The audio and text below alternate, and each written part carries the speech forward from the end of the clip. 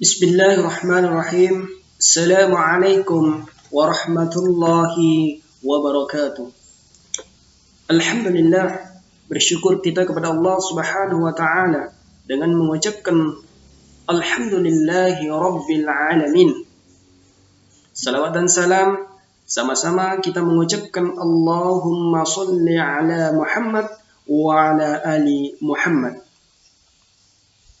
Semoga dengan senantiasa kita berselawat kepada beliau di akhirat nanti, kita termasuk orang-orang yang mendapatkan syafaatnya. Amin ya rabbal alamin.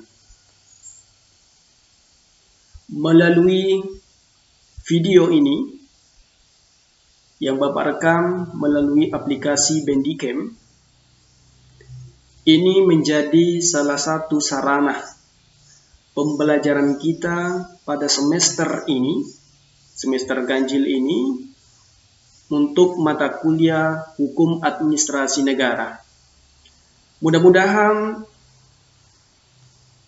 dengan media ini tidak mengurangi esensi dan efektivitas daripada strategi pembelajaran kita pada mata kuliah Hukum Administrasi Negara ini. Kita masuki pada pertemuan saat ini adalah pertemuan yang kedua. Kemarin adalah pertemuan yang pertama, kita membahas kontrak kuliah yang meliputi ada tugas mandiri, tugas kelompok, dan tugas-tugas yang lainnya. Ada kesepakatan-kesepakatan yang kita lakukan untuk satu semester ke depan. Berdasarkan RPS yang semuanya rekan-rekan mahasiswa sudah dapatkan, baik itu di kampus, bisa diambil kampus, dan Bapak juga share di grup WA kita, bahwa pertemuan kedua ini kita membahas tentang pengantar hukum administrasi negara. Terdapat beberapa poin pada materi ini, di antaranya adanya, kita harus melihat dulu pengertian daripada hukum, sejarah, ciri-ciri dan tipe-tipenya. Selanjutnya adalah peran negara hukum bagi administrasi negara. Kemudian setelah itu kita harus melihat juga objek kajian ataupun ruang lingkup hukum administrasi negara. Kemudian kita lihat juga apakah hubungannya antara hukum tata negara dan hukum administrasi negara.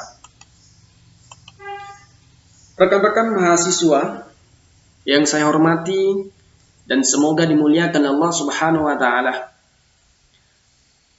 silakan disimak dengan baik supaya mengerti dan paham apa yang kita pelajari pada pertemuan ini. Perlu dicatat, dilakukan resum. Bapak juga meminta kepada seluruh mahasiswa sebelum pertemuan, tugas mandirinya adalah meresum atau meringkas dari materi-materi sebelum perkuliahan dimulai.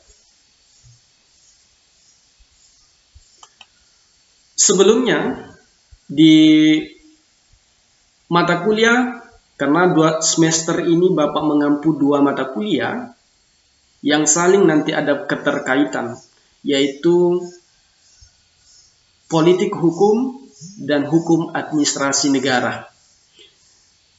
Di pertemuan politik hukum, Bapak sedikit menyinggung di mana sih posisi, pertanyaannya adalah, kemarin saya berikan pertanyaan, di mana sih posisi ataupun cantolan daripada politik hukum itu? Apakah dia di cantolannya itu adalah mengikut kepada ilmu hukum atau kepada ilmu politik? Maka Bapak menjelaskan secara singkat bahwa politik hukum itu kita harus lihat dulu dari pohon ilmu hukum. Nah, Pada konteks ini, hukum administrasi negara kita bisa lihat dari di PT ini, silakan dilihat bahwa kalau kita lihat dari pohon ilmu hukum, di sini ada akarnya, namanya pohon, ada akar, ada batang, ada cabang, dan ada ranting-rantingnya. Kalau kita lihat di akarnya, akar dari pohon ilmu hukum itu ada beberapa, yaitu realitas sosial, sejarah, perbandingan, antropologi, dan lainnya, atau filsafatnya itu menjadi akarnya daripada ilmu hukum. Kemudian kita lihat di sini, kita perlu ketahui bahwa ilmu hukum itu terdiri dari 3. Hukum publik, privat, dan konvensi. Nah, pada konteks mata kuliah kita hukum administrasi negara ini berada, hukum administrasi negara atau HAN itu adalah termasuk kepada cabang daripada atau pohon daripada hukum publik, termasuk kepada hukum publik. Ada beberapa hukum publik, hukum administrasi negara, hukum pidana, hukum internasional. Penjelasannya yang di sini bisa dilihat, ya termasuk kepada cabang daripada hukum dari pohon dari pohon ilmu hukum itu. Nah, selanjutnya setelah mengetahui bahwa posisi hukum administrasi negara itu berada pada cabang daripada ilmu hukum, yang kemudian cabang tadi melahirkan yang namanya ranting. Apa itu? Misalnya ranting studinya ada hukum kepegawaian, hukum pajak, dan hukum administrasi lainnya.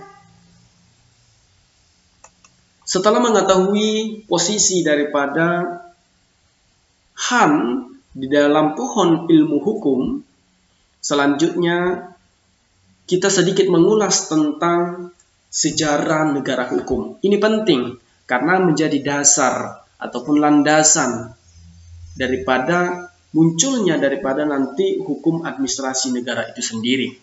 Sejarah. Kalau kata ilmu Khaldun ini adalah bapak sosiologi sebenarnya, yang lebih dahulu daripada Auguste Comte. Beliau luar biasa karyanya yang terkenal dengan Muqaddimah. Apa kata beliau tentang sejarah? Sejarah itu adalah mazhab yang paling bergensi. Kenapa dia katakan mazhab yang paling bergensi? Karena dengan sejarah kita bisa melihat perjalanan Nabi dan Rasul. Dengan sejarah kita bisa melihat bagaimana proses pemerintahan, bagaimana jatuh bangunnya pemerintahan itu, bagaimana jatuh bangunnya kekhalifahan itu. Dengan sejarah bisa belajar dari yang masa lalu ke masa untuk melihat masa depan. Bagaimana menata ataupun kekurangan-kekurangan masa lalu itu bisa jadi pelajaran. Kemudian untuk jadi pelajaran itu untuk masa depan yang lebih baik. Itu kata Ibnu Khaldun. Oleh karena itu, kita penting rasanya untuk melihat sejarah daripada negara hukum itu.